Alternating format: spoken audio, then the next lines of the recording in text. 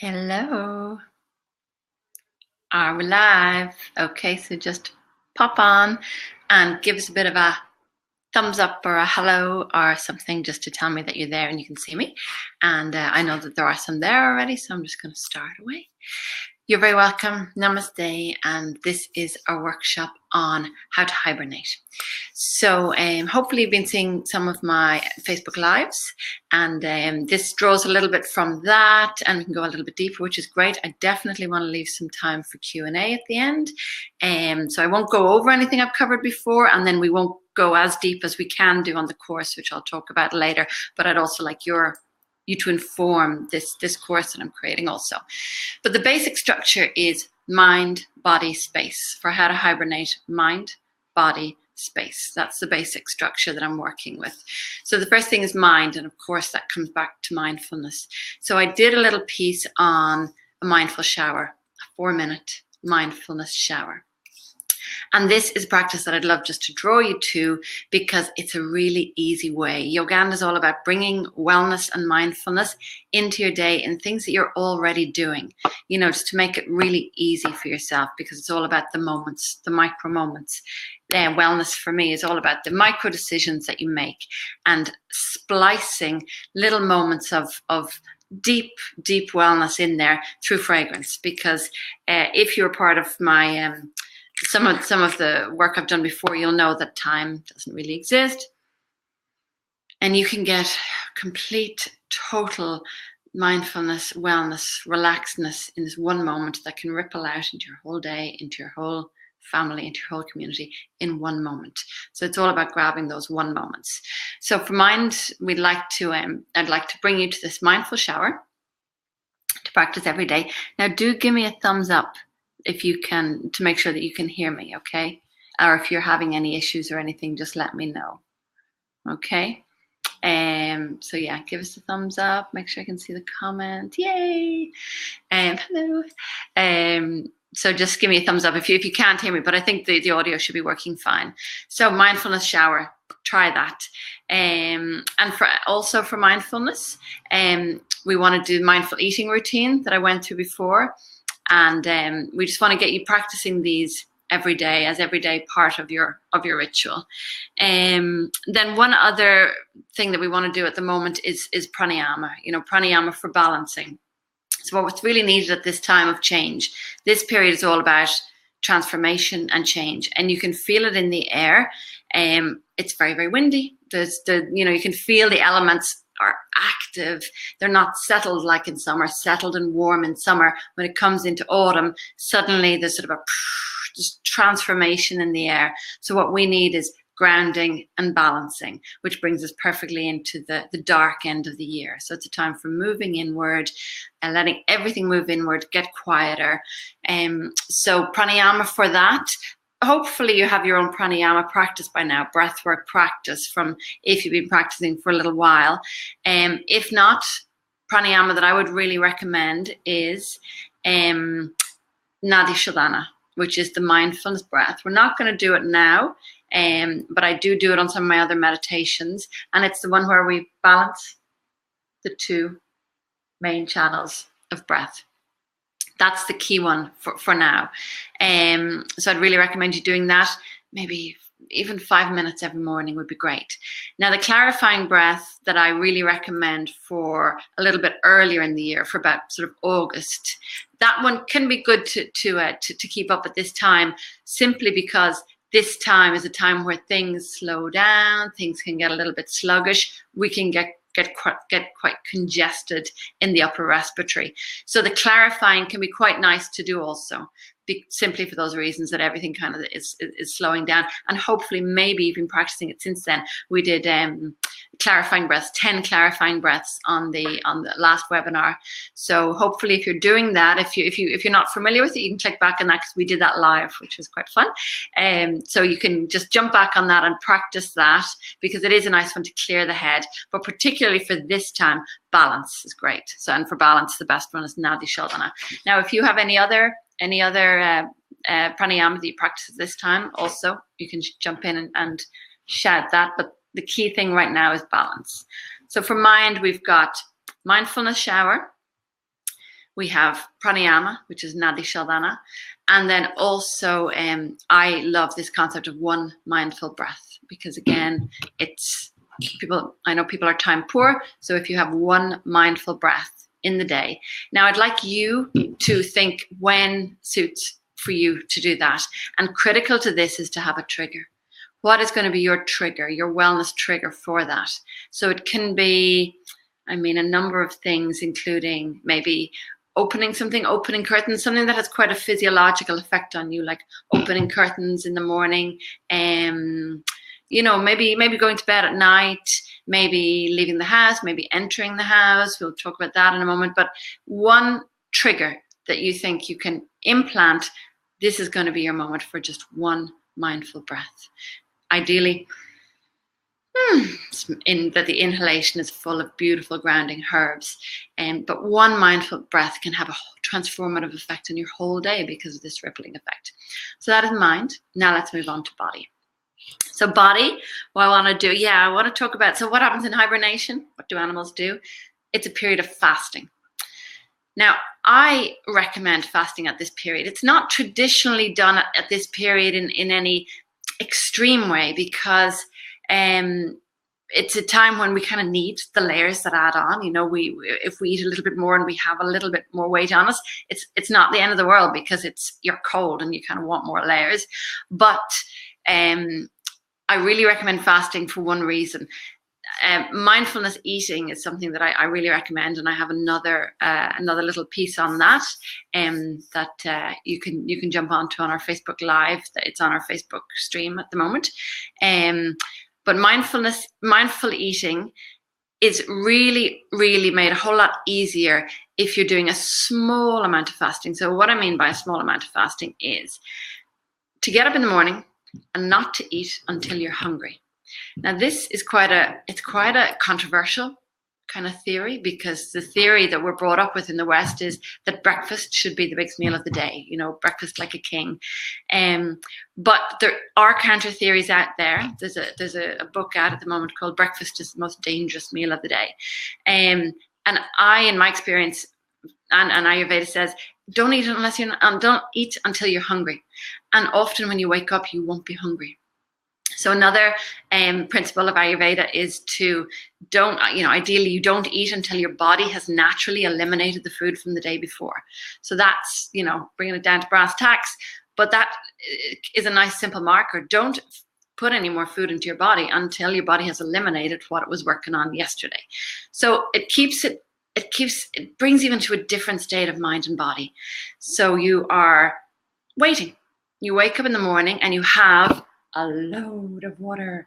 So this is what I'm practicing at the moment with my hibernation. So for these 2 months, October and November, I'm in hibernation. Wake up in the morning. I actually have 2 full pints of water with lemon and honey, if you like. It's not necessary, but it could be just that the mouth is really craving something. And then honey, of course, is fantastic, especially if it's a Manuka honey. And at this time of year, that's great for the throat and for all the goodness that honey brings. 2 full pints, and then nothing else, because you need to drink a load of water during the day. If you don't get it in early, you're probably going to be playing catch up all day, if you do even manage to catch up all day. So 2 full pints of this bad boy in the morning. Try to make it good water, ideally not tap water. Water is a whole other issue that we can talk about another time, but good quality water with lemon, load of lemon and honey. 2 pints in the morning. And then nothing else. It satisfies, it actually fills the belly, so you're not craving. And let that settle, let that sink, and wait for the hunger, because you'll be surprised. It might take a day or 2, and you'll be used to eating, because you'll be used to having breakfast in the morning, and your family might all be eating, and that might make it a little bit more, a little bit tricky, because there's a lovely smell of toast, and there's a lovely there's the societal element of eating, which is everybody sitting around and eating. But if you got your 2 pints of water, your body isn't craving the food. And then, your mouth maybe, but you got your sugar from your honey, if that's an issue, and your body won't be craving it. And then it'll be really interesting. Keep an eye on your energy, because I tend to be, quite a lot of vata. So quite you know, I would have thought before that I needed to set myself up for the day, or else I'd be tired or maybe energetically a little bit woo. But it's incredible. I am absolutely not craving food at all until, you know, you wait, basically. You wait until the body eliminates, and then you see how you feel, and you embrace this feeling of a little bit empty. You know, my body is now a little bit empty, which is a beautiful time, a little bit like when we do our breathing, and when you have the inhalation, and then you have the exhalation, and then you have that pause. It's a beautiful time when you just have a pause. And it's the same with this, with the body. When you're empty, it's just a beautiful time. The body is still. The body doesn't have to do anything. So that's actually a great time for meditation. In Vipassana, you have your last meal of the day at 11:30 a.m. And that the reason for that is to reach a higher level of meditation, because a higher level of consciousness, because the body has finished with digestion by sort of mid-afternoon. And then it's just still, absolute stillness. So that's fasting, but you wouldn't really call it fasting proper. It's kind of semi-fasting, because midday, have a big old meal, a nice big meal, fill yourself up. And then if you can, again, in the evening, I go back to the water and honey in the evening. So I have one big meal in the middle of the day, and then morning time and evening time, I'm having a semi-fast. And this really helps with mindful eating, because then when you eat, it's just beautiful. You know, you feel the taste. You will naturally eat more slowly. You'll naturally be more conscious of what you put into your body, because if you're eating less, you want it to count. You know, you want it to have an impact. So that's body, fasting, mindful eating, and then Abhyanga. I might not go into Abhyanga here now, because I want to keep it fairly brief, to have time for some questions. And Abhyanga, I went into a little bit on the mindfulness shower.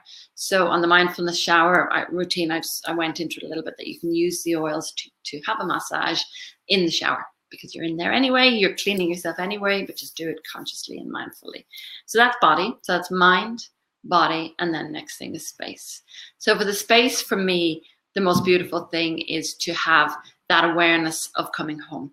So this is something that I go into on another piece I did on Facebook Live, but it's beautiful to have a ritual around coming home, and I'd really invite you to jump over and have a look at that, because then you can just be super aware when you come in, because that is a mini time of transformation. Coming from outside to inside is like mirrors the transformation of the seasons. You're moving from one world into another world. Things are different, and to prepare yourself for that.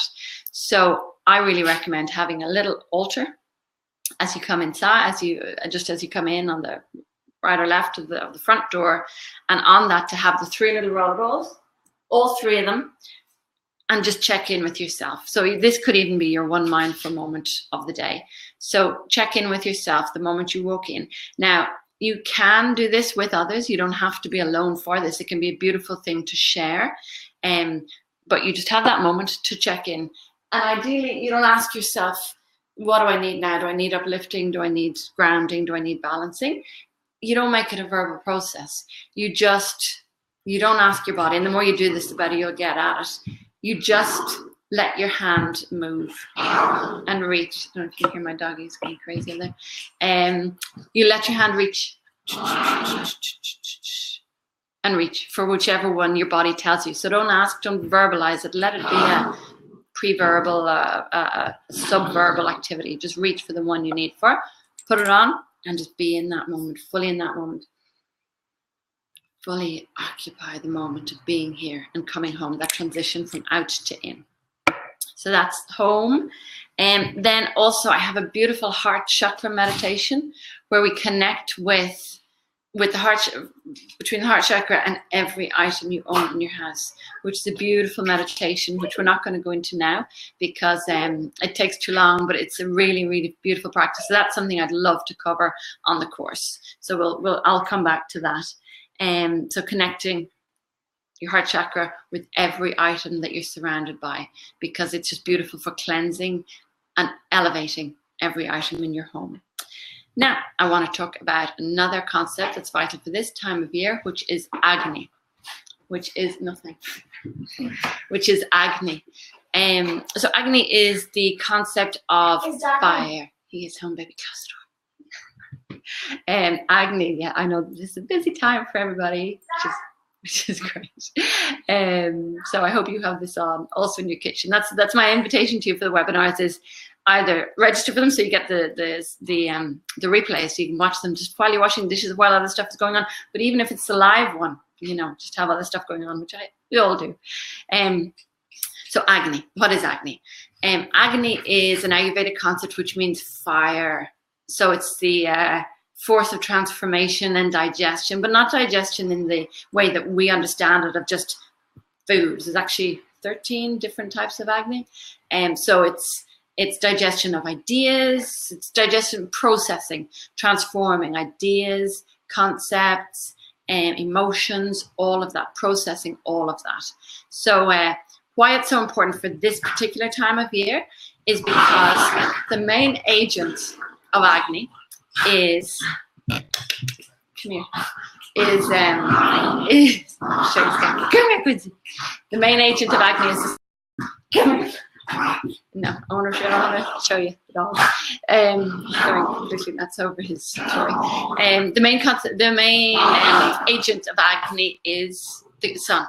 And what's happening at this time? The sun is moving away, which you can imagine, even though we've been here for, I don't know how many, 6 million years, it has a huge effect on our body. Now, you could say it's been dampened down by the fact that we have central heating and we have homes with very thick walls and all that. But the fact is, we are still the same animals that we were all those years ago. So, hang on, I've got to put this dog out. Okay. First of all, say a quick hello. This is Quincy. Quincy's a little bit crazy. Now I'm going to put him out. Sorry, Quincy. Okay, it's likely that one of the kids will throw him back in again. But anyway, let's enjoy silence for a moment. So the agent of Agni is the sun, right? Huge big fireball in the sky. That is currently moving away, which has a deep impact in our physiology. It still does. It's dampened, obviously, by central heating and all that, but it still has a huge impact on our physiology. The external impacts on the internal, they're both mirroring each other all the time. So Agni, so how do we counterbalance the fact that the sun is leaving us? You know, it's a big deal for our bodies. So there's a couple of ways. First of all, the obvious one is we light a fire. You know, it's a teeny weeny sun, you know, it's obviously much smaller, but if you can light a fire, that's great. So we naturally are kind of predisposed to lighting fires in the winter anyway, just for the heat, but it's also for that force to mirror the sun that's heading away. And if you can't light a fire, light a candle. Again, teeny weeny, but it has more power than its size. A candle, as just even something as small as a candle, has the firepower of waking up the subconscious mind, which gets you into a meditative state. So when you're doing your meditation or your one mindful breath or any meditative practice that you have, light a candle. It's a beautiful thing to do.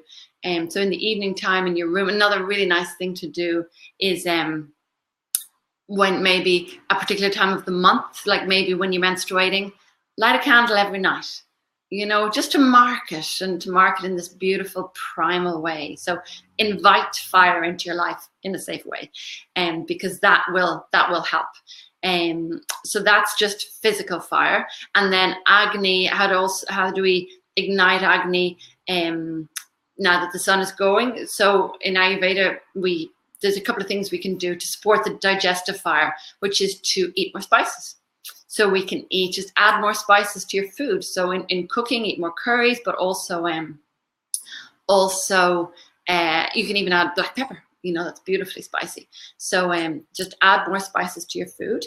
And then also if you don't want to do that, if that doesn't fall in with your eating pattern, you can make a nice tea with herbs. So I'm going to quickly tell you how to make a cumin tea. So this is how you make a cumin tea. Get some cumin. Now you can't really use ground. So if it's ground cumin, it's not really gonna work. You want cumin seeds, okay, because they still have the oil in them.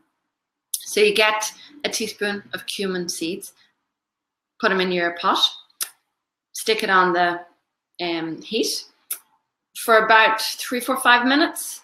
until it just starts warming up, heating up, kind of opening up. You know, not, you won't see that physically, but just, it's just heating and starting to release those oils. Then you pour in about 250 mils of basically a cup of water, not in the American sense, about 250 mils, a decent amount of water. And then let it boil. And then as soon as it boils, stick a lid on it and just let it be. So just take it off the heat and let it be, and just let it sit and it'll infuse. And then whenever it's cooled, so the correct temperature, in Ayurveda, you're not supposed to drink things very, very hot, and you're not supposed to drink things very, very cold. You're actually supposed to try to drink things at room temperature, at body temperature, no hotter, no colder. So try to get it down, stick your finger in, and drink it at that temperature when it feels like body temperature. If you like it a little bit warmer, that's okay. But ideally, it's as close to body temperature as you can get. You can add a little bit of honey if you like, and if you want to sweeten it up, there's no need to. You can also add a little bit of lemon if you like, but no need to. As is beautiful, and drink that. So if you're doing the semi-fasting that I was talking about, that's a lovely thing to do in the evening time, to just get that beautiful taste and spice, and just feel it. You can't but drink it mindfully if you're doing the semi-fasting. You'll just feel it. You'll be aware of it. You'll be so aware of the flavors. It's a natural detoxer. This, as I say, is not the season of detoxing, but it's nice just to gently always help the body with detoxing. So one of the reasons why we want to do this mindful eating, particularly at this time of year, is because we are moving into winter, when we naturally do eat more. And while that's okay, because that's a natural thing, we just want to be mindful of it, because yourself, holidays, you can pack on the pounds. So you want to be just mindful. Okay, you want to be mindful eating. And if you have this period, October, November, of mindful eating, of semi-fasting if you can, of another one I really recommend, Sober October, basically knocking booze on the head for October, maybe even November. Just mindfulness, eating slower, being really aware of what you're putting in your body, putting less in to really facilitate that awareness, because you just can't have that awareness if you're putting a load of food in your body.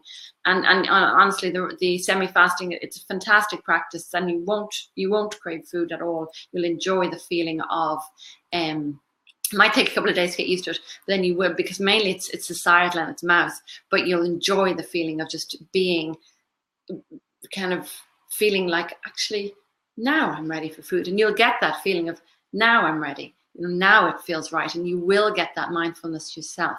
And this is all really, really key coming up to the winter time. So the holiday season particularly, so that you arrive, perfectly equipped to deal with all the challenges and pleasures that brings. So that's mind, body, space, and then Agni. Is there anything else I wanted to say? Yeah, if you don't have hopefully you have a fire. If you don't have a fire, maybe you have a candle. If you don't have a candle, a salt lamp. I don't know if you can see, you've got a huge salt lamp. There it is, behind me, huge. They're great. I really, really do recommend them, because they could throw out a beautiful light. They're of lots of other health benefits as well, but they're really beautiful to have.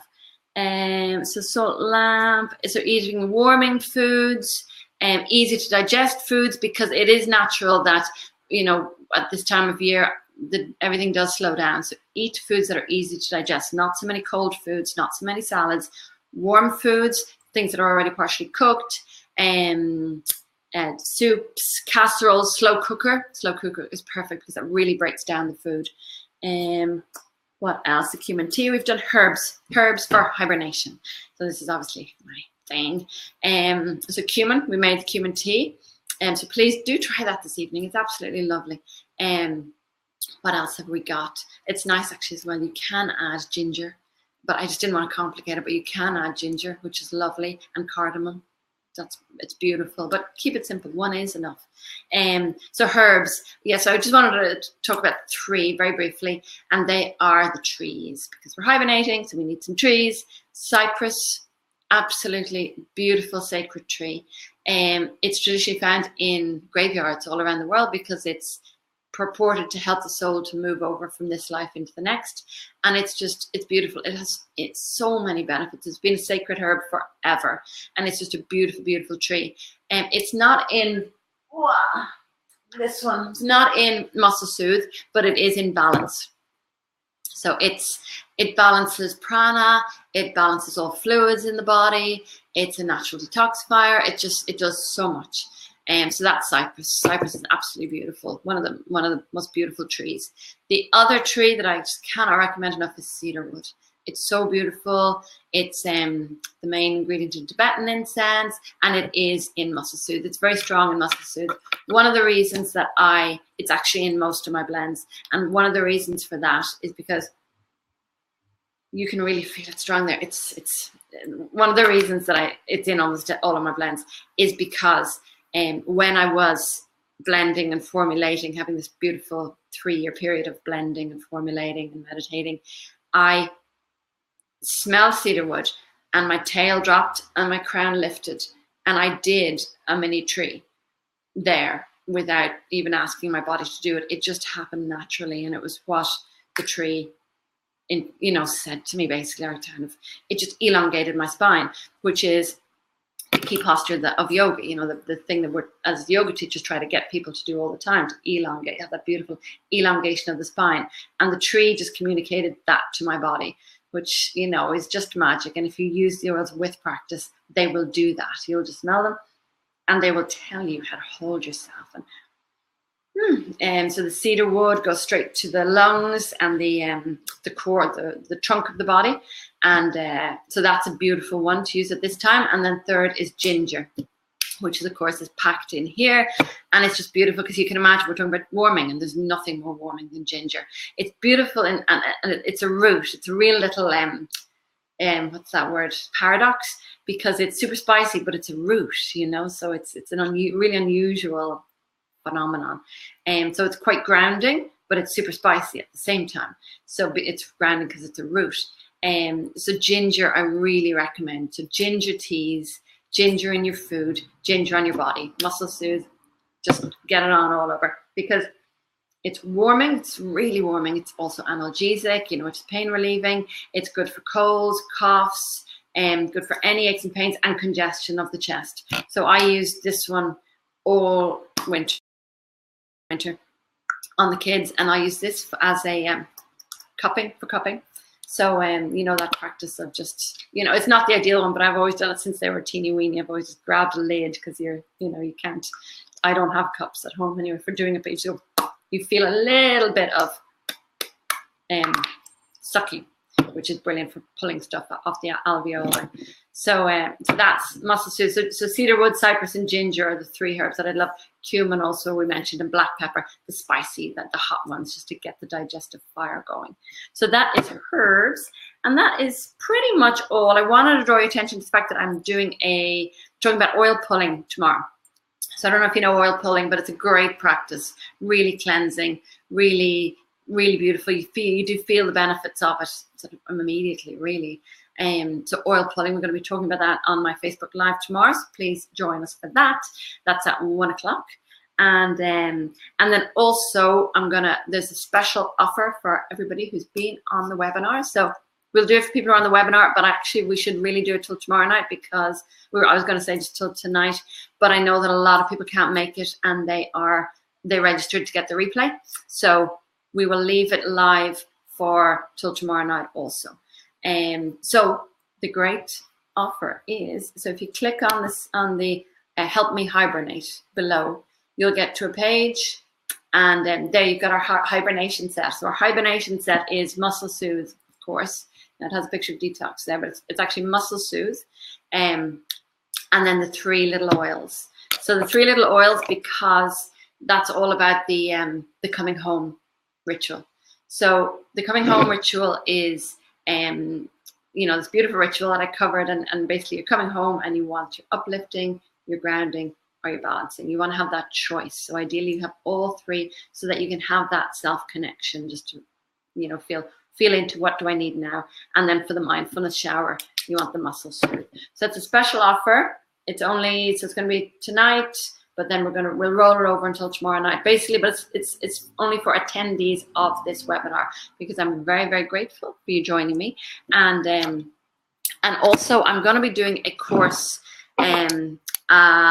3 or 4 week course. I was planning a 9-week course on how to hibernate, because there is so much in there: mind, body, space, mind, body, space, mind, body, space. But the feedback is that that's just too much for people to commit to, so I want to pull it back.